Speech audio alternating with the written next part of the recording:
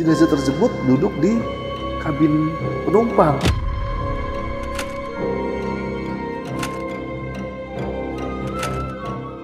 Aku nih curiga banget gitu loh, karena orangnya itu nggak ada ketip gitu, nggak ada ngintipin mata gitu, nggak ada.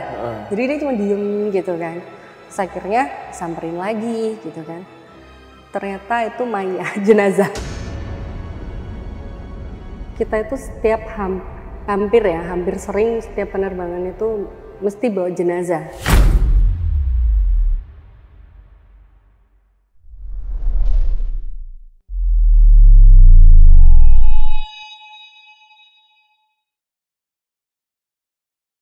Assalamualaikum warahmatullahi wabarakatuh. Kembali lagi dalam Lentera Malam bareng gua Adit, dan sekarang kita lagi ada di edisi spesial Yogyakarta. Kita ada kemungkinan 10 episode ke depan akan ngangkat cerita-cerita dari narasumber yang domisilinya ada di Yogyakarta. Dan spesial malam ini kita datangkan narasumber yang pernah bekerja di salah satu maskapai di Indonesia dan berprofesi sebagai seorang pramugari. Dan di sebelah gue udah ada narasumbernya, ada Mbak Yundika. Mbak Yundika, apa kabar? Alhamdulillah baik ya Mas. Alhamdulillah baik juga. Dan Mbak Yundika ini mau cerita pengalaman tentang profesinya dulu ketika menjadi seorang pramugari. Iya. Itu Mbak Yundika berapa lama tuh bekerja sebagai pramugari? 6 tahun. 6 tahun? Dari tahun 2010 sampai 2016. Dan tadi gue sempat ngobrol-ngobrol sama Mbak Yundika sebelum tadi syuting, kalau Mbak Yundika itu ternyata pernah bawa jenazah di dalam pesawatnya, Mbak. Iya, jadi memang kita itu hampir sering setiap penerbangan itu mesti bawa jenazah. Oke.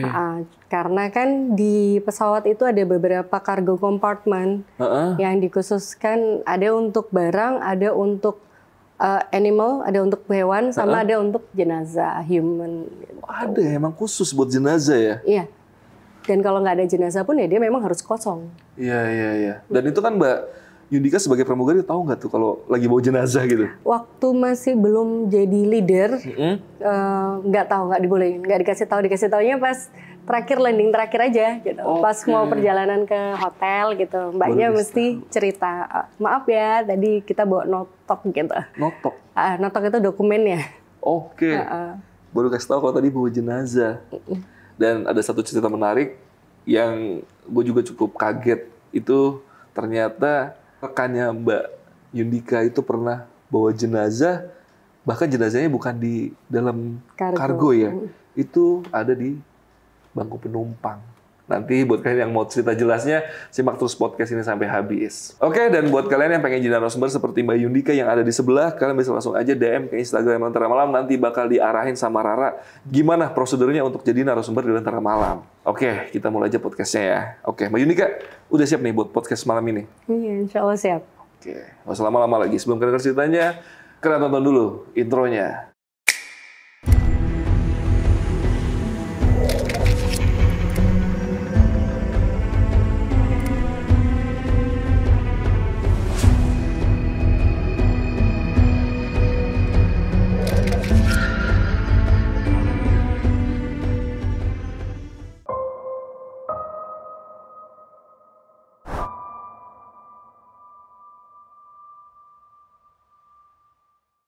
Assalamualaikum warahmatullahi wabarakatuh, Mbak Yundika. Jauh-jauh dari Solo sampai ke Jogja ya? Iya. Berapa jam tadi dari Jogja? Tadi kan naik kereta jadi cuma 45 menit. Oh, cepet juga ya? Itu naik komuter lain? Iya. Oke, nah ini kita ngundang Mbak Yundika untuk cerita tentang pengalamannya ketika menjadi seorang pramugari. Nah, Mbak Yundika tuh berapa lama jadi pramugari waktu itu? 6 tahun. 6 tahun? Dan sekarang udah enggak ya sekarang ya? Enggak. Nah, Mbak Yundika ini kan pramugari ya. Boleh spill sedikit nggak sih kalau job desk pramugari itu di pesawat itu seperti apa biasanya, Mbak? Job desk-nya banyak ya, tapi yang kita lebih utamain itu adalah first itu safety. Oke. Yang second baru service. Iya. Jadi yang pasti yang berhubungan sama keselamatan itu tugasnya pramugari. Ibaratnya kayak mengarahkan penumpang untuk pakai seat belt segala macam. Iya, untuk keamanan kita semua. Gitu. Iya. Nah, ini kan kita ke Lentera Malam pasti mau cerita horor nih ya. Nah, ini yang mau diceritain kejadiannya di kisaran tahun berapa nih, Mbak Yundika? Itu masih awal-awal terbang di tahun 2010. Dari awal dulu tuh masih awal-awal terbang itu masih ada kita itu dalam sehari itu schedule sampai 5 landing. 5 kali terbang berarti? Iya, 5 kali take-off. Yang terakhir baru kita remain on night ya. Kita nginep gitu kan di daerah gitu. Lah biasanya kita kita bilang PP ya. PP, terus waktu itu ganti pesawat di Cengkareng. Harus ganti pesawat. Kita itu aku tuh terutama aku ya, karena waktu itu masih baru 2 kali terbang. Terus schedule yang kedua, aku tuh nggak tahu kalau pesawat itu dulunya seperti apa. Kalau pesawat itu sudah terkenal, aku masih belum tahu. Akhirnya yaudah kayak biasa kita masuk karena kita takut delay. Jadi kita kan kalau kerja kan selalu cepat ya, cepat tapi benar gitu. Ya, satset lah ya. Langsung kita pertama masuk pre-flight check, dan waktu itu juga aku tuh biasanya kalau ke pesawat itu masuk itu kayak ada ritual, bukan ritual sih apa ya, kayak kebiasaan. Doa sendirilah. Gitu kan, kayak Bismillah, Allahu Akbar, terus langsung kaki kanan. Lah waktu itu saking cepet-cepetnya karena masih paling junior, jadi ya udahlah gitu cepet-cepet. Terus pas mau ke belakang, kebetulan waktu itu walaupun aku baru 2 kali terbang, tapi dijadiin cabin atau pramugari FA yang duduknya dekat penumpang. Di pintu belakang ya.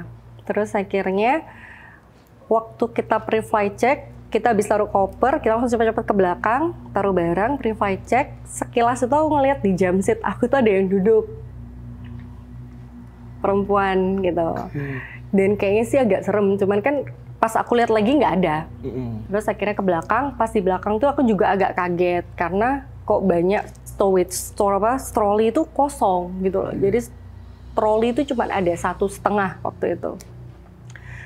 Akhirnya kan masih banyak stowage yang kosong, dan stowage kosong itu kan gelap banget kan, karena waktu itu juga kita udah jam ya setelah maghrib lah, udah gelap juga.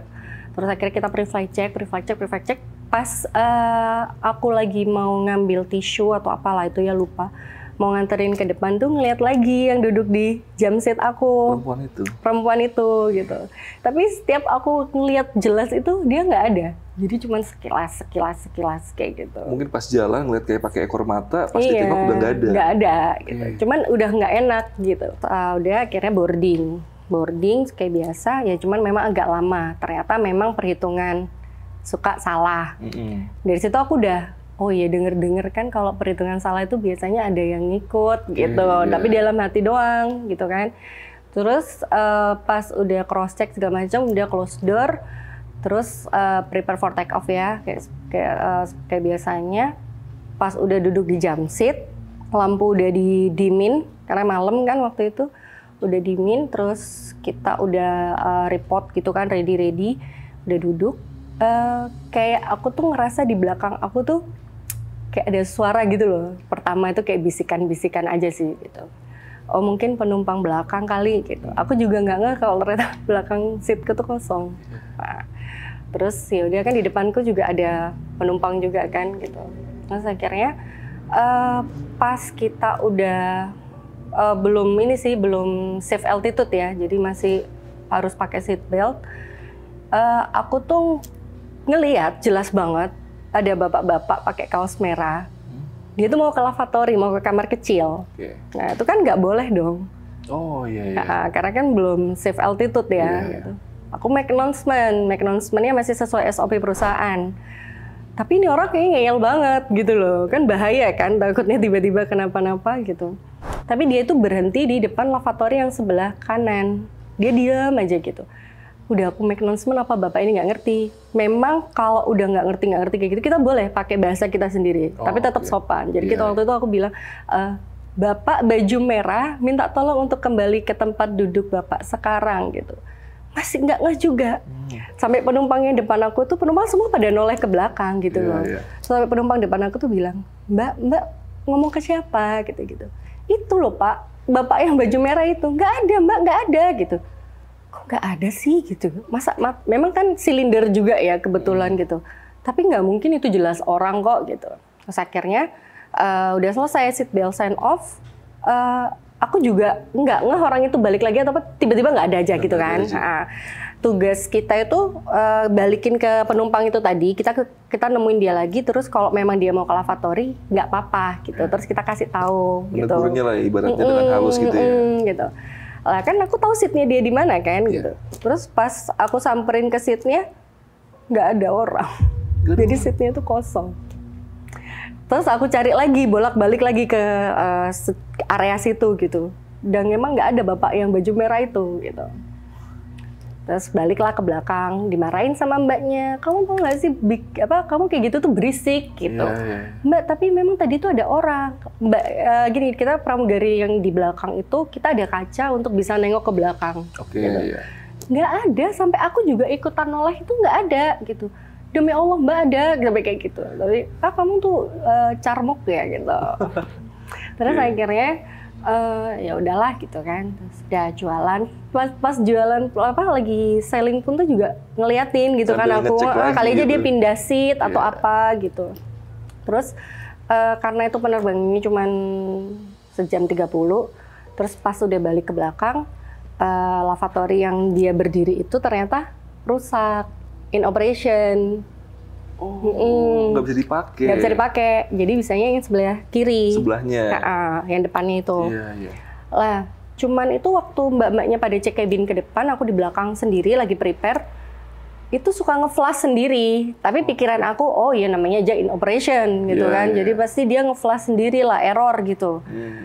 Terus akhirnya pas mbaknya udah balik, udah kan kita prepare for landing. For landing. Terus pas udah di jam seat, bapak yang di depan tuh bilang, nggak ada kan mbak gitu. Iya pak, nggak ada gitu. Iya nggak apa-apa mbak, emang ini pesawatnya ini kayaknya gitu. Kenapa pak gitu? Nggak apa-apa. Nggak tahu mungkin bapaknya ini bisa ngeliat atau enggak, aku juga nggak ngerti ya. Nah terus pas udah desain, malah gantian senior aku yang di depan, yang pursernya. Yang cabin-man-nya itu make announcement sama kayak aku tadi. Tapi dia ngelihat ibu-ibu sama anak kecil. Tapi kayaknya bukan orang Indonesia gitu, kayak bule gitu. Tapi kayak manusia biasa. Cuman itu dari bangku depan mau ke kamar, ke lavatory belakang, ke kamar kecil belakang. Padahal kan kalau penumpang depan ya udah ke lavatory depan kan. Depan, tapi dia ke belakang gitu. Dan itu sampai lebih agak kenceng announcement-nya daripada aku gitu. Terus pas udah landing, udah tuh kita udah mau ke hotel. Kan di mobil itu pada cerita kan, pada nanyain. Mbaknya bilang yang di depan, emang kamu tadi ngelihatnya apa? Itu mbak, bapak-bapak pakai baju merah, dia tuh mau ke kamar kecil gitu. Terus pas udah aku cek lagi nggak ada mbak, sampai aku tadi waktu SOB sailing itu juga nggak ada gitu. Terus cek cabin pulangnya juga nggak ada gitu. Terus mbaknya bilang, iya aku tadi juga gitu. Bahkan perempuan kayak ibu-ibu gitu bawa anak kecil malah mau ke lavatory belakang, kan otomatis ngelewatin kamu tuh. Aku heran kok kamu diem aja, nggak bantuin buat manggil ibunya gitu. Kok nggak ada suara apa-apa gitu. Terus akhirnya, enggak, aku nggak ngeliat apa-apa mbak. Dan ternyata kokpitnya juga kedengar. Jadi pas desain itu kokpitnya denger suara anak bayi nangis kenceng banget. Gitu. Lah terus akhirnya baru tuh dikasih tahu, iya jadi itu pesawat emang udah terkenal angker. Ada 2, tapi belakangnya sama-sama S. Makanya kita sebutnya S itu setan gitu. Tipenya ada S-nya belakangnya gitu? Kode pesawat. Nah, belakangnya misalkan misalnya ANS misalkan gitu. Sama satunya ada lagi AMS gitu. Dan satunya pun aku juga pernah terbang juga dan diganggu juga. Oke, tahan dulu untuk yang keduanya ya. Nah, Mbak Yundi, berarti kan pesawat yang tipe S ini udah terkenal cukup angker lah ya? Iya. Nah, Mbak Yundi pernah dengar nggak sih dari senior atau dari teman-teman yang lain tentang sejarah atau awal mula kenapa pesawat ini bisa angker sih Mbak? Kalau dari teman atau senior sih nggak, sampai aku resign pun juga belum tahu sejarah ini ya. Pas after married aja baru tahu karena suami kerja di situ, cerita pesawat itu memang pesawat lama, dia diimpor dari Cina, pesawat second lah gitu ya. Terus dia lama di hanggar, dari Cina ke Indonesia itu dia harus masuk hanggar dulu kan, harus dibener-benerin. Nah itu yang memang agak bikin angker, dan hanggarnya pun juga angker juga gitu. Iya. Dan mungkin kita juga nggak tahu sejarah saat di Cina dipakai itu seperti apa juga kali ya. Tapi kalau yang satunya, yang S satunya, itu walau-walam ya. Jadi memang itu dulu itu ada senior yang meninggal karena gempa di suatu daerah dan diangkut pakai pesawat yang S1-nya ini. Nah, akhirnya karena itu digosipin pesawat itu jadi angker. Sebenarnya sih ya kalau menurut aku pribadi agak kejem ya yang bikin gosip ya kan, bisa jadi itu ya jin yang menyerupai aja lah gitu. Betul. Tapi ya karena banyak yang percaya dengan kayak gitu akhirnya bener angker. Yang S1-nya itu. Iya. Oke, berarti kita lanjut aja ke S yang satu lagi karena Mbak Yundi juga pernah ibaratnya kerja di pesawat tersebut juga ya? Iya, pernah. Nah, itu boleh cerita dari awal gimana tuh Mbak Yundi ceritanya? Kalau pas awal itu kebetulan waktu itu yang sebelum-sebelumnya itu aku udah pakai pesawat itu juga. Cuman yang ngerasain banget itu pas udah jadi purser, pas udah jadi leader cabin pramugari. Iya, di penerbangan itu. Yeah.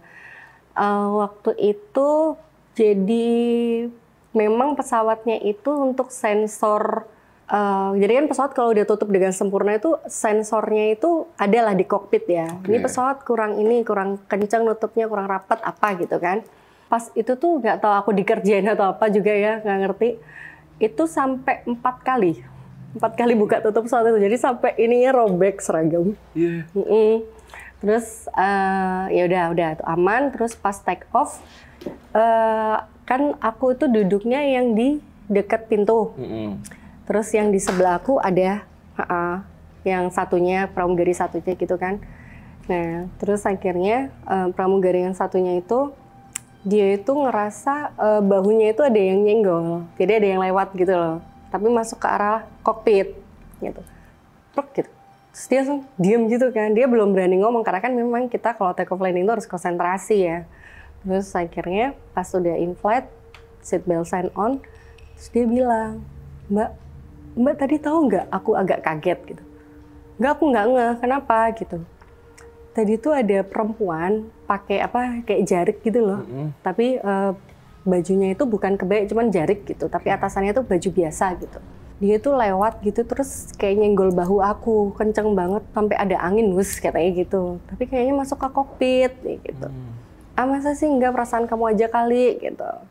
Terus nggak lama itu cabin belakang bilang lavatory tiba-tiba in operation, padahal tadinya nggak kenapa-napa, tapi itu hal yang wajar sih, mungkin karena pressure atau dan sebagainya lah ya. Terus akhirnya si cabin itu bilang, Mbak, tapi terakhir itu ada penumpangnya gitu. Oh ya? Iya. Terus pas aku cek gitu, kok nggak ada orang gitu, tapi ngeflash gitu, ngeflash gitu, kayak ada orang aja di situ, ada penumpang gitu. Pas aku masuk kok nggak ada, tapi udah inop. Maksudnya inopnya itu jadi dia itu tiba-tiba kesumbet, nggak bisa flash dengan sempurna kayak gitu. Ya udah akhirnya di close gitu.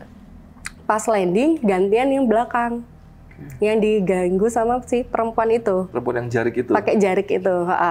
Lah itu katanya malah agak serem sih. Jadi yang kan ada 2 yang di belakang itu. Nah yang diganggu tuh yang sebelah sini. Lah jadi itu gini loh, kayak ngintip, tapi ngintipnya tuh yang sampai 90 derajat gitu. Dan itu cepet banget. Langsung kayak gitu, dia kaget, dikira penumpang atau apa gitu. Cuman nggak kelihatan mukanya karena kayak ketutupan rambut aja.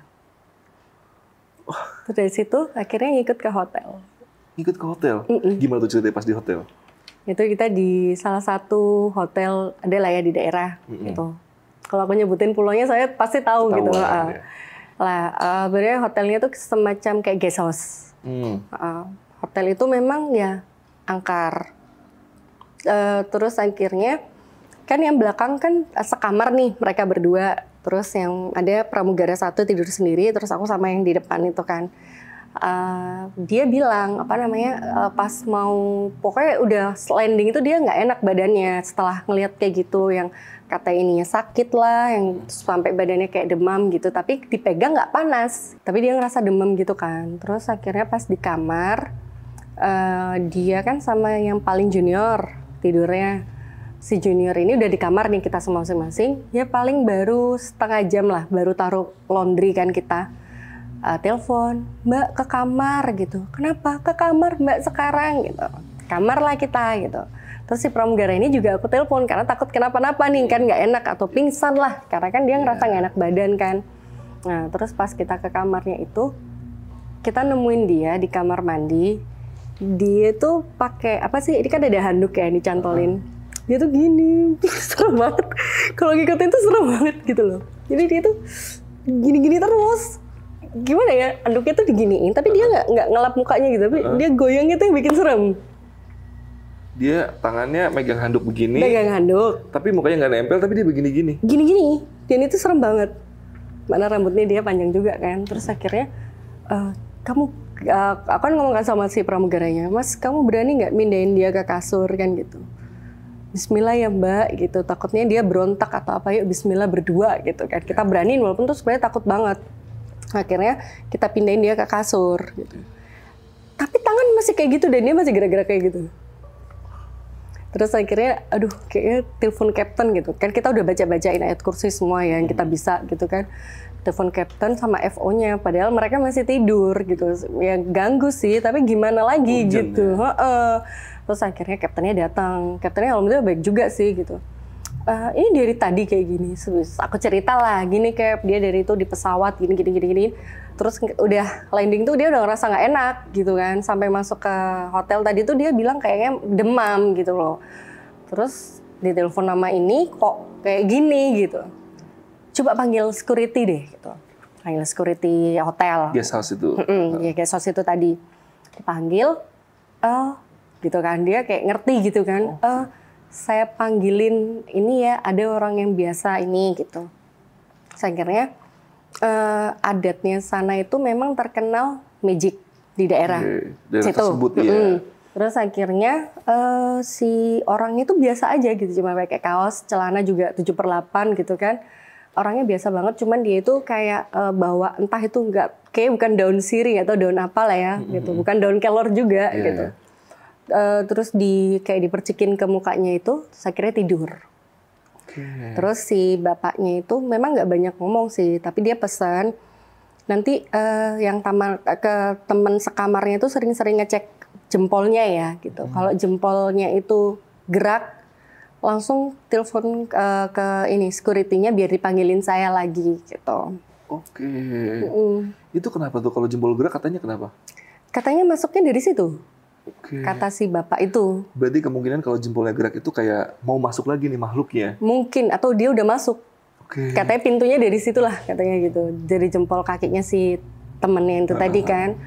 Terus akhirnya ya bener, habis ya sekitar jam 11 malam lah ya. Itu jam 11 malam sana, gitu lagi. Dan ternyata itu pas ngobrol sama si bapak ini pakai bahasa daerah itu yang kita nggak tahu. Dia itu bilang katanya suka sama anak ini karena anak ini pakai susuk. Karena pakai susuk? Ya, terus gimana tuh akhirnya? Terus akhirnya dibawain daun yang tadi itu, terus disuruh taruh di dompet itu. Jadi kemanapun dia pergi dia harus tetap bawa itu biar nggak diganggu. Karena yang si perempuan jerik tadi itu suka banget sama dia. Kayak gitu. Dan hotelnya juga emang guest house-nya itu juga udah angker sih. Karena guest house-nya di daerah situ tuh mungkin banyak guest house pada iri gitu loh. Karena kan udah dikontrak dengan airlines itu. Terus rame, jadi pada ngirimin jin-jin yang ganggu di situ gitu. Biar pada nggak betah ya di situ. Biar pada nggak betah. Dan itu ganggunya memang parah banget. Dan bener-bener nyata gitu. Berarti Mbak Yundi pernah nggak tapi ngalamin di guest house itu untuk yang sendirinya Mbak Yundi? Setiap tidur di sana. Jadi mesti kadang kita sampai tidur berempatan kalau ada pramugara satu. Kalau pramugari semua berlima. Kita tidur bareng. Satu kamar. Satu kamar. Oke, nah balik lagi ke mbak-mbak yang tadi pakai susuk ya. Iya. Berarti itu kan temennya Mbak Yundi ya.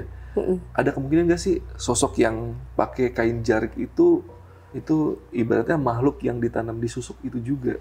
Nah, itu nggak tahu ya karena si bapaknya nggak cerita detail. Ya. Dan ngomong sebenarnya itu kita taunya itu karena si temen ini ngaku sendiri ke kita. Jadi waktu itu mereka ngomong berdua dan kita nggak boleh tahu gitu. Pas dia udah sadar. Oh iya. Pas lagi dikasih daunnya itu. Oh berarti temennya Mbak Yuni sendiri yang akhirnya cerita. Setelah ngobrol sama si bapak-bapak itu. Oh iya. Karena ini kan soalnya perempuan Kenjerik ini kan bukan muncul ketika pas di penginapan ya. Dari pesawat. Dari pesawat udah ada. Oke.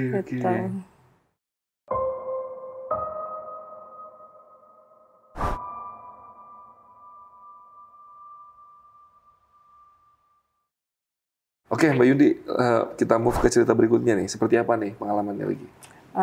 Selain di pesawat, di hotel juga ya. Okay. Nah ini di hotel beda daerah. Ini daerah Sulawesi. Nah itu waktu masih awal-awal terbang juga. Okay. Jadi dulu tuh sebenarnya sih di semua tempat pekerjaan pasti masih ada senioritas ya. Nggak harus di penerbangan. Lah sering banget batin gitu loh, batin. Mending ketemu setan daripada ketemu senior kayak gitu. Karena kan takut kan. Terus akhirnya pas di suatu itu di daerah situ tuh kita itu model hotelnya itu kayak cottage. Karena dia memang deket pantai. Jadi sana tuh laut lepas bahkan bukan pantai, laut lepas gitu kan. Ya pemandangannya bagus banget kalau sore kan waktu itu kita landing sore jam 3 sore sana bagus banget. Akhirnya mbaknya nanya siapa yang berani tidur sendiri soalnya ini bukan kamar loh ini kayak cottage gitu. Aku mbak gitu. Yakin kamu berani? Iya berani gitu. Terus akhirnya pas masuk itu mbaknya pesan nanti kalau masuk karena masih baru juga ya terbang. Kamu jangan lupa cek lemari, kamar mandi, bawa kasur, takutnya ada orang nyelinap kayak gitu. Oh iya mbak gitu. Udah pas masuk, awal-awal nggak ada apa-apa gitu. Terus pas lagi habis-habis ya udah malam lah ya, udah habis isya gitu mungkin, lagi teleponan sama orang tua. Lah namanya kita tidur sendiri tuh tidur kan sembarang gitu kan. Gitu. Aja. Terus akhirnya di bawah kasur tuh ada nongol hitam. Gitu. Terus mami itu ada yang nongol hitam apa? Kan dulu belum ada video call ya. Terus habis itu beneran ini. Coba kamu ini panggil resepsionis apa tahu mungkin orang atau apa. Enggak mungkin orang kayak asap gitu. Kayak asap keluar aja gitu. Oh enggak mungkin kamu baca-baca coba gini. Dah baca-baca terus akhirnya tidur. Tidur itu kayak rep-repan ya. Rep-repan itu kayak ketindian gitu kan. Ketindian. Lah itu bayangan hitam tuh keluar dari lemari bener. Keluar dari lemari terus akhirnya nindiin aku. Tapi ya mau baca-baca tuh kayak apa ya kayak belibet gitu. Jadi cuma bisa Allah cuma gitu doang gitu. Terus akhirnya udah sadar nggak kuat telepon mbaknya. Mbak aku boleh nggak tidur di kamarnya mbak gitu. Ya udah sini mbaknya jadi baik gitu kan. Pasti kayaknya mbaknya udah tahu terus gitu. Ya udah sini tidur sini gitu. Terus akhirnya kenapa Yundika gitu. Iya mbak tadi Yundika diganggu gini. Iya, jadi tuh katanya denger tuh di cottage ini tuh dulu tuh ada yang meninggal gitu.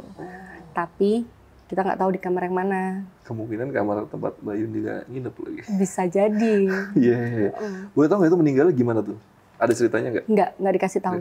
Cuma dikasih tahu kalau di penginapan itu pernah ada yang meninggal. Cuman nggak tahu entah bunuh diri atau overdosis atau pembunuhan juga nggak dikasih tahu. Tapi sosoknya cuma yang itu aja yang muncul ya? Iya. Nggak sampai berbentuk manusia gitu? Ya asap hitam gitu. Iya. Tapi gede gitu kan. Iya. Emang kalau kadang-kadang kalau orang perempuan biasa tuh memang lihat makhluk yang hitam itu biasanya. Berasanya dan seperti Mbak Yundi bilang tadi, mau baca doa tuh biasanya pada nggak bisa karena kayak sesek gitu, gelagapan gitu jadinya. Iya, nggak bisa. Dan itu 1 malam doang di tempat itu? Iya, 1 malam. Karena besoknya berangkat lagi? Besoknya pagi banget berangkat. Jadi kan apa ya kayak ganggu istirahat gitu loh sebenarnya. Kayak gitu. Nah tadi kan kita sempat ngobrol nih Mbak Yundi. Mbak Yundi juga punya cerita tentang pengalaman mistis ketika di mes. Berarti ini mes pramugari. Itu cerita gimana tuh Mbak? Waktu itu aku masih di mes yang lama. Nah di mes yang lama itu kebetulan kita masih paling junior ya, otomatis. Dan kalau katanya sih di situ senior semua gitu pada galak-galak katanya gitu masih zaman dulu banget kan gitu. Terus akhirnya pas aku di mes itu jarang ketemu senior karena memang senior sering terbang. Ya kan, karena pada terbang sibuk masing-masing lah. Kalaupun libur mereka pulang kayak gitu. Dan itu aku nggak pernah sih, malah sering ketemu pembalut yang masih kotor. Iya. Dan itu udah berkali-kali. Terus akhirnya sampai ke bawa mimpi. Jadi waktu awal-awal tuh memang kita jarang terbang. Nah, itu pas lagi di mes sendirian, padahal siang sih sebenarnya, tidur siang. Itu tuh pertama pas tidur itu kayak ada, ya rep-repan juga, tapi kayak apa ya, kayak sadar kayak enggak juga sih gitu. Jadi kayak ada anak kecil loncat-loncat di kasur. Terus tapi mau bangun susah, akhirnya malah kayak tidur tapi mimpi. Kalau ini kayak mimpi beneran gitu kan. Aku ke toilet itu, jadi kan toiletnya itu ada beberapa ya. Ada beberapa. Di dalam mimpi nih? Di dalam mimpi, tapi dia di mes itu mimpinya gitu. Jadi ke toiletnya tuh masuk, terus ini toilet, paling ujung kamar mandi. Terus ini kaca besar, wastafel gitu kan. Nah, pas waktu aku masuk ke kamar mandi yang ketiga, itu yang suka aku nemu pembalut ya. Dan waktu aku buka kamar mandinya itu ada sosok kayak kuntilanak gitu lagi jilatin pembalutnya. Wah. Habis itu gimana tuh Mbak Indi? Akhirnya walaupun besoknya aku masih nemu lagi kayak gitu. Entah itu pembalutnya siapa juga nggak tahu. Akhirnya aku beraniin diri buat ambil kresek, aku buang. Wah. Jorok-jorok ya penghuni mes itu ya berarti ya? Dan itu juga nggak ada yang ngaku. Nggak ada yang ngaku? Dan katanya yang cuma nemu itu cuma aku doang. Yang lain nggak pernah nemu. Akhirnya, mungkin salah di aku gitu kan. Terus pulang terbang malam-malam kan waktu itu pernah, teman-teman tuh pada ngumpul di kamar. Gitu. Terus ada teman yang sampai nggak bisa ngomong sampai gelagapan karena ngelihat sosok kuntilanak, nggak tahu itu yang di mimpi tadi ya. Itu ngikutin aku di belakang. Dan sampai aku telepon orang tua, minta dijemput jam 2 malam. Aku sama teman-temanku ikut semua. Dijemput sama orang tua aku. Dan waktu di mobil, mami aku kesurupan kuntilanak itu. Waduh.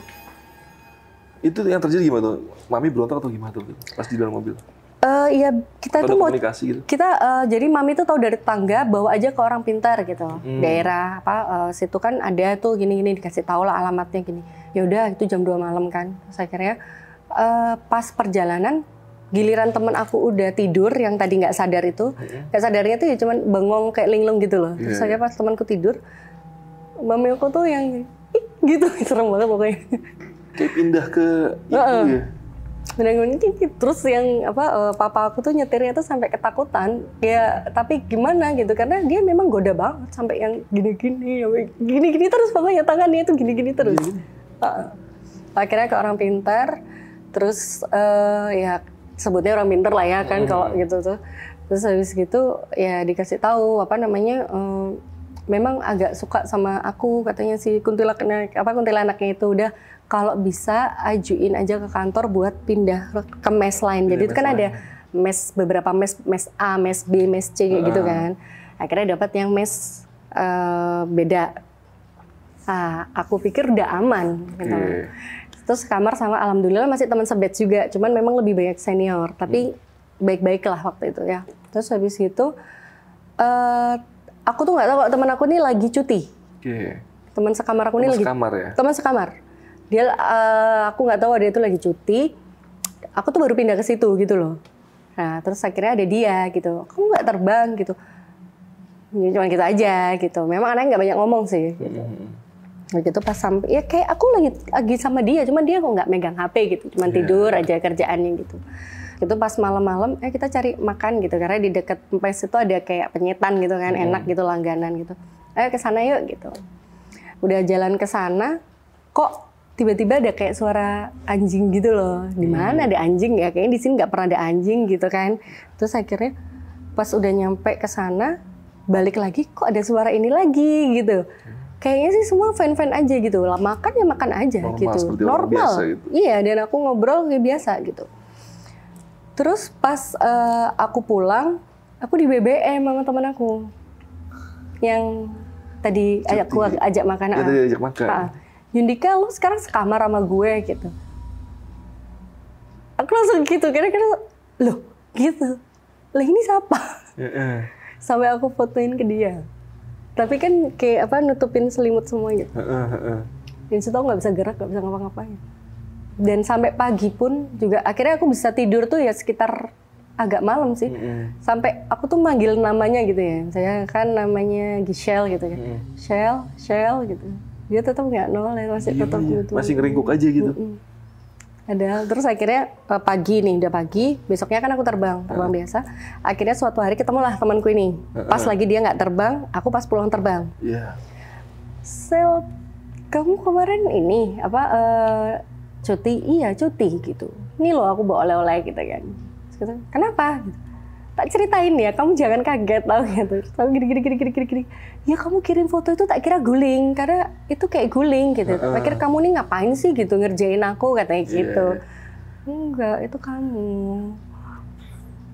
Itu kita makan bareng loh ke Penyetan gitu. Terus pas nanya sama mas-masnya juga ngelihat aku sama teman aku sih. Bukan yang aku kayak ngomong sendiri gitu, enggak. Yang ngelihat kayak orang juga. Sempat konfirmasi berarti ke tukang penyetan itu. Iya, karena ya aneh gitu loh. Aneh banget. Coba berarti emang mesnya itu cukup angker. Itu masa bangunan seperti apa sih?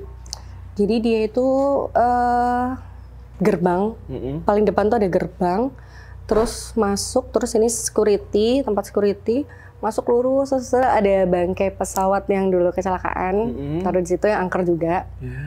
Terus akhirnya ke kanan, terus di sini tuh ada kantor simulator, terus mes gitu. Oke. Berapa lantai sih mesnya itu? Kalau yang di tempat aku nggak ada lantai. Cuma satu aja? Yang lainnya? Kalau yang lain dua lantai. 2 lantai. Dan itu emang mes khusus pramugari aja atau pramugari ada itu. Kapten juga segala macam? Paling kalau kapten cuman atau FO tuh pas lagi simulator aja sih, tapi mereka kan nggak nginep. Oh iya. Dan nggak masuk ke wilayah kita gitu. Yang di depan itu aja. Cukup angker juga. Itu berarti tempat emang punya maskapai tersebut? Iya. Dan itu tujuannya, maksudnya bangkai pesawat itu kenapa ditaruh di situ gitu? Waktu itu nggak tahu ya kenapa, tapi sekarang akhirnya dimanfaatin buat training. Untuk training. Buat kayak pengenalan itu pesawat-pesawat buat itu simulasi. Ya? Oke.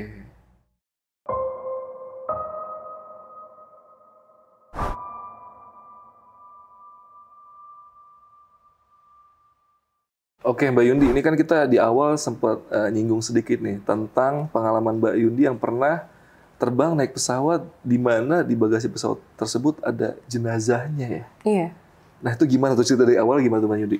Kalau bawa jenazah itu memang hampir sering ya kita bawa jenazah. Iya. Oke. Cuman memang kebanyakan yang pramugari, yang leader yang di depan tuh kita nggak akan ngasih tahu ke pramugari yang lain di belakang. Karena takutnya nanti parno, terus atau mereka lagi ngomongin kedengar ke penumpang kan nggak enak ya gitu. Jadi ya udah yang cukup tahu tuh biasanya hanya pramugari yang di depan leadernya itu, kapten sama orang kargo gitu. Kalau pas itu sih aku masih di belakang ya, masih jadi junior gitu kan.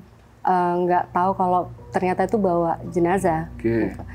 Yang paling gangguan itu ya salah cross check. Cross check penumpang tuh udah pasti salah kalau udah bawa itu. Terus yang lavatory ngeflash sendiri, terus tiba-tiba bau wangi atau bau kayak apa sih kayak bau ya aneh, bau kayak di kamar jenazah gitu. Kalau kita pernah ke kamar jenazah itu kayak gitu baunya, gitu. Bukan bau wangi yang bunga gitu bukan. Nah kalau pengalaman dari aku sendiri sih kayak gitu. Tapi kalau pengalaman dari senior ada. Oke. Adalah senior gitu kan. Berarti ini udah cerita sama Mbak Yundi waktu itu? Iya, karena kita satu mes. Gimana tuh ceritanya Mbak Yundi? Nah, jadi dia itu penerbangan dari daerah Sulawesi ya, dari suatu daerah ini ke daerah ini gitu. Pas lagi boarding tuh ada penumpang suami istri sama kakek-kakek satu. Nah, kita kan harus alert sama penumpang ya, ini penumpang sakit atau gimana gitu, karena menurut dia tuh pucat banget dan lemes banget. Memang kayak udah umur 80-an gitu sih. Udah cukup tua lah ya. Cuman dia dari awal itu memang pakai wheelchair juga, makanya kita lebih alert lah ya gitu. Ditanya lah sama si senior aku gitu, Ibu maaf bapaknya ada sakit gitu. Oh enggak, sehat gitu, cuman sakit tua aja. Ada bawa obat nggak yang biasa diminum gitu? Udah gitu. Atau mungkin oksigen, karena kita nggak ada oksigen. Kalau oksigen untuk orang sakit kita nggak ada gitu. Oh iya, udah kayak gitu aja. Nah, tapi senior aku nih curiga banget gitu loh, karena orangnya itu nggak ada ketip gitu, nggak ada ngintipin mata gitu, nggak ada. Jadi dia cuma diem gitu kan. Terus akhirnya disamperin lagi gitu kan. Singkat cerita lah, itu nggak ngerti kenapa, ternyata itu mayat jenazah. Waduh. Mau nggak mau harus turun akhirnya. Oke, berarti jenazah tersebut duduk di kabin penumpang. Untung senior aku tadi alert. Kalau nggak alert kan nanti kalau udah di in-flight kena sistem pressurizer takutnya pecah kan, karena udah nggak ada aliran darah kan. Iya. Dia udah kosong kan, ibaratnya udah kayak balon lah gitu kan. Nah setelah diturunkan itu ada sesuatu yang terjadi nggak gitu? Nah pas udah diturunin ya memang anaknya agak marah. Agak sensi gitu. Tapi ya demi keselamatan kita bersama ya, balik lagi ya gitu. Terus akhirnya ternyata senior aku tuh masih diteror sama si yang jenazah tadi, kayak nggak terima. Gimana tuh ceritanya? Jadi nerornya itu kayak dia kemana aja kayak diikutin. Sampai di hotel, dia terbang, kelihatan si muka kakek tadi. Terus dia kayak lagi prepare mau terbang nyisir rambut gitu kan, ngadep ke kaca, ada kakek itu tidur di sebelahnya dia kayak gitu. Terus akhirnya dia nggak kuat gitu, terus nggak lama dia udah resign sih. Udah resign. Dan itu dia cerita pas mau resign. Berarti cukup lama juga diteror sama kakek-kakek tersebut. Nah itu kenapa tuh orang bisa sampai ngakal-ngakalin supaya duduk di kabin? Apa biaya kalau pakai bagasi mahal atau gimana sih? Sebenarnya sih nggak tahu ya kalau mahal atau enggaknya ya. Memang itu juga bukan ini kita ya, bukan area kita juga. Jadi ya itu sudah SOP semua penerbangan memang harus seperti itu gitu loh. Dan ya kalau nggak bisa ya mohon maaf, Anda ya di cancel ya gitu, nggak bisa ngikutin penerbangan ini karena nggak ngikutin SOP gitu. Dan tadi Mbak Yundi sempat singgung sering pesawat itu bawa jenazah. SOP standar kalau bawa jenazah itu gimana sih kalau pesawat terbang itu? Jadi biasanya jenazahnya itu yang aku tahu ya, itu di karantina.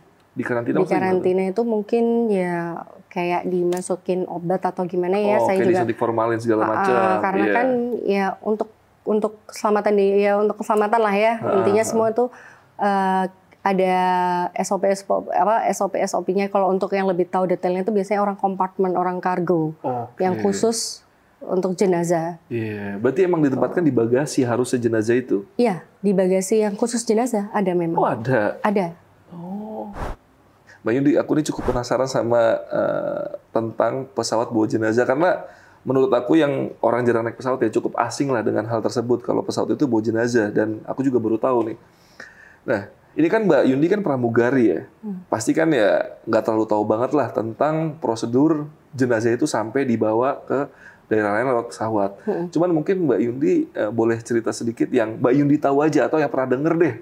Dan mungkin teman-teman juga pengen tahu, dan teman-teman kalau yang lebih tahu ya di sini Mbak Yundi cuma cerita sepengetahuan Mbak Yundi aja. Berarti kalau ada salah-salah kata ya nggak apa-apa gitu. Nah Mbak Yundi gimana tuh? Yang Mbak Yundi tahu seperti apa prosedurnya biasanya? Jadi kalau nggak salah ya, maaf kalau salah ya. Jadi yang aku dengar itu memang jenazahnya tuh dibersihin gitu.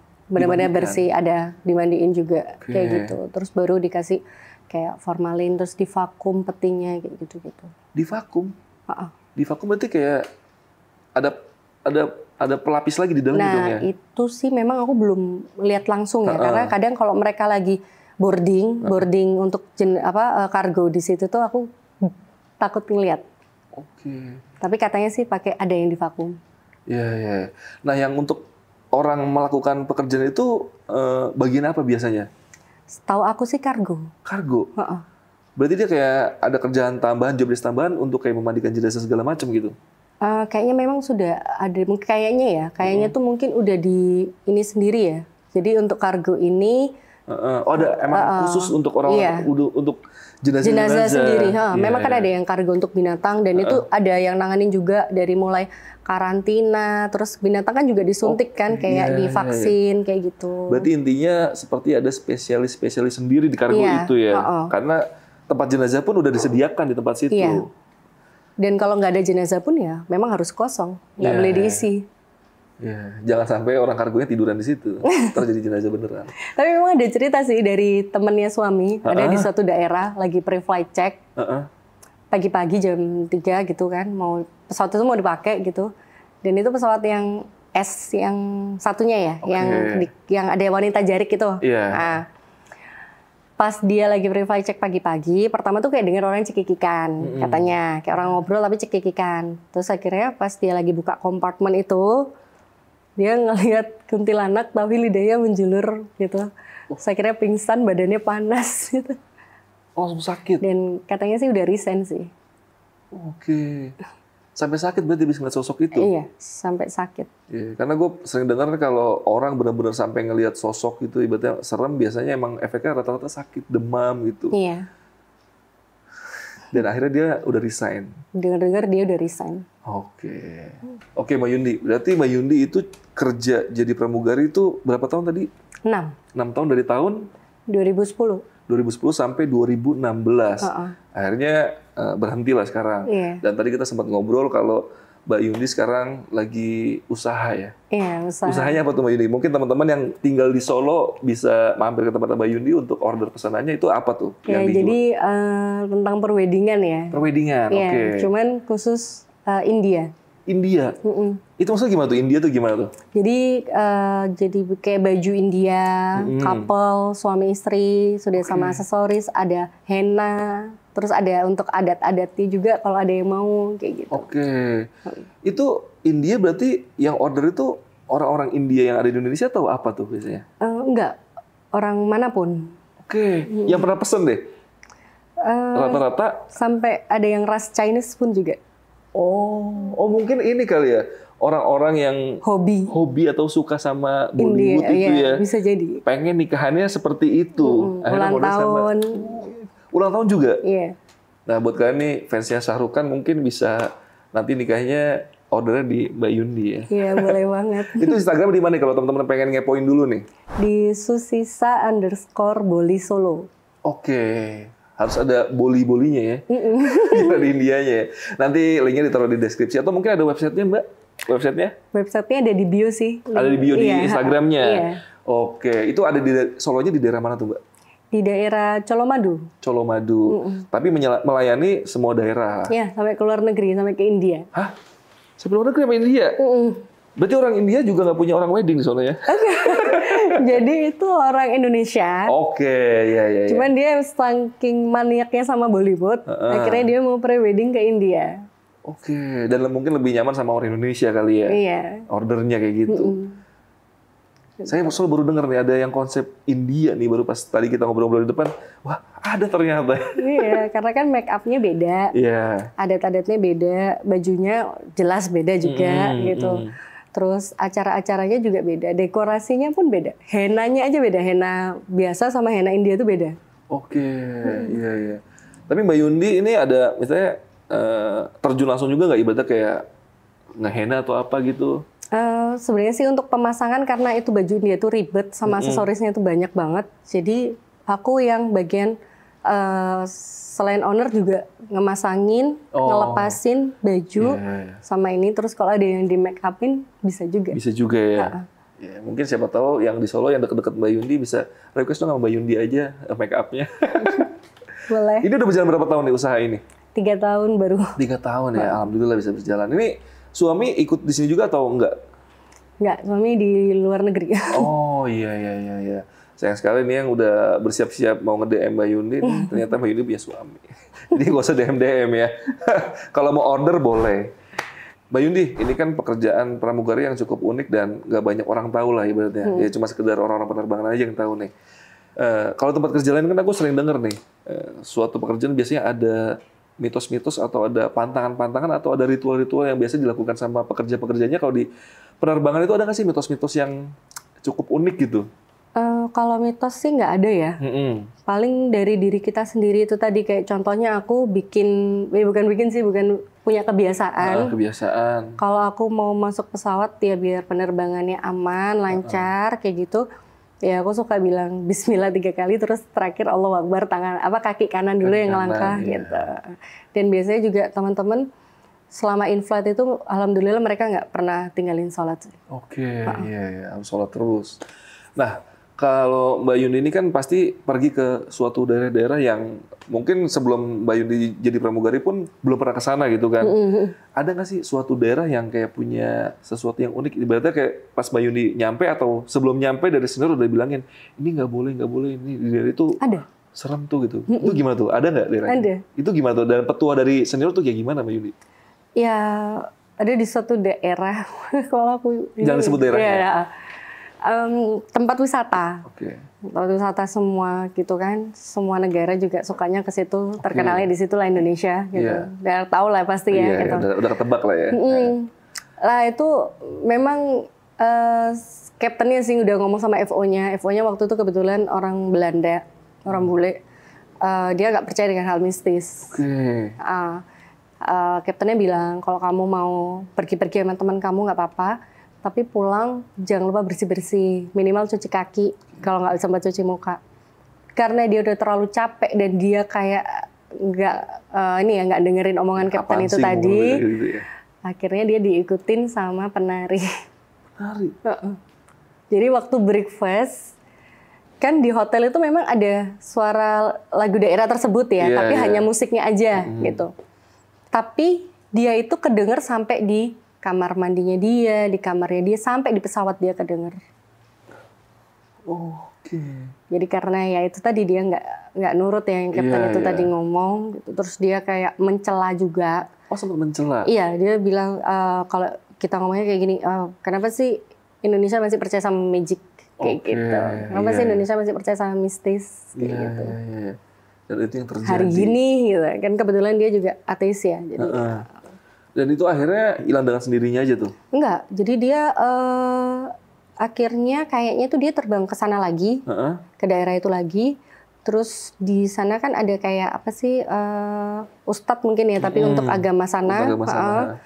Terus nggak tahu lah itu dibuat ritual apa, akhirnya dia bisa lepas dari penari itu. Karena katanya sampai bawa mimpi, terus katanya penarinya suka sama dia gitu. Rasain ya, lagi sih lu. Dari sompral mungkin akhirnya setelah kejadian itu dia percaya dengan hal mistis ya. Jadi di Indonesia nggak bisa sembarangan, apalagi daerah tersebut emang aku juga tahu sih itu cukup sakral ya daerahnya. Apalagi gunung-gunungnya itu kan juga sangat diagungkan lah sama warga-warga setempat gitu. Jadi kita nggak boleh sembarangan di sana. Oke Mbak Yundi, mungkin ada yang mau disampaikan lagi nggak nih ke penonton sebelum kita closing? Iya, itu aja sih. Di mana tempat kita harus menghargai adat suatu daerah situ. Karena itu penting banget sih. Kita nggak boleh nyepelehin apalagi udah dipesenin ya. Kalau belum dipesenin ya minimal kan kita ada kepercayaan masing-masing ya. Kita mungkin atau sholat atau ngaji-ngaji lah apalah gitu. Dan memang lisan perilaku tuh penting banget, harus dijaga. Apalagi yang berprofesi seperti Mbak Yundi ini yang hampir tiap hari pindah-pindah kota ya. Kalau ada petua-petua dari warga sekitar atau dari pemilik penginapan ya ikutin aja gitu. Ibaratnya nggak boleh ini, ikutin aja. Oke, Mbak Yundi, makasih banget nih waktunya dari Solo mampir ke Jogja untuk ngisi podcast spesial Jogja Nyelentara Malam nih Mbak Yundi. Iya, makasih juga udah dipanggil. Semoga nanti perjalanan pulang baik-baik aja dan amin. Sampai Solo sehat dan keluarga juga sehat semua ya. Amin. Makasih. Oke, paling podcast malam ini cukup segini aja. Gua Adit dari Lentera Malam dan Mbak Yundika izin pamit. Bye.